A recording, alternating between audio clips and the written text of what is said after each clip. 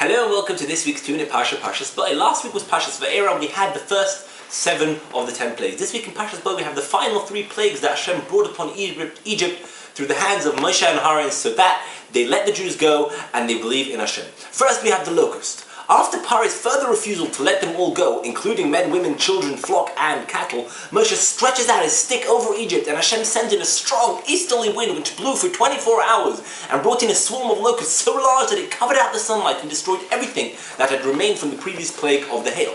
But they did not go into the Jewish fields. Paro again asks for a break, so Moshe davens and a westerly wind blows in and blows all the locusts out to sea. Still, Paro does not budge, so Moshe puts his hand up to the heavens and a tangible blackness descends on Egypt for 3 days. But the Jews, they could still see. Paro summons Moshe and says, "Go, but just leave your livestock here." Upon Moshe's request for an all or nothing, Paro threw him out, warning him never to come to him again. Hashem then tells Moshe that one last plague is left, the deaths of all the firstborns in Egypt, before they will be sent from Egypt. So the Jews should therefore take advantage and take everything that they could get and be ready to leave. Before the final plague, Hashem gives the Jews their first mitzvahs. First he gives them the mitzvah of Rosh Chodesh, then he gives them the Korban Pesach.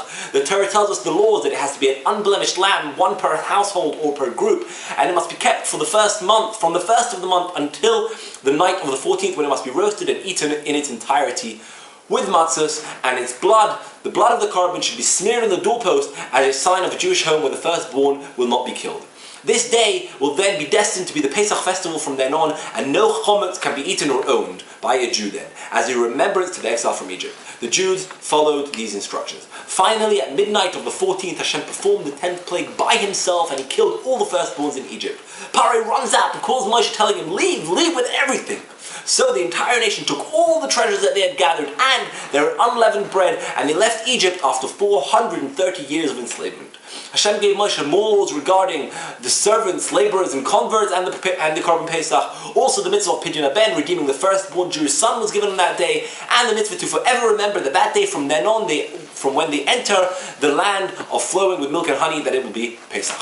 Also, the firstborn donkeys must be redeemed, because all firstborn animals and humans alike were saved by Hashem and not killed, along with the Egyptian firstborns on that last night in Egypt. Finally, we're commanded to wear tefillin, also as a reminder that Hashem took us out with a strong hand from Egypt. In summary, in this week's parsha, we have the final three plagues: the locust, the darkness, and the death of the firstborn. The Jews gathering the valuables of Egypt, and we have the mitzvahs of Rosh Chodesh, the Pesach offering, Pesach, Pidyon Ben, Peter Chamor, and tefillin.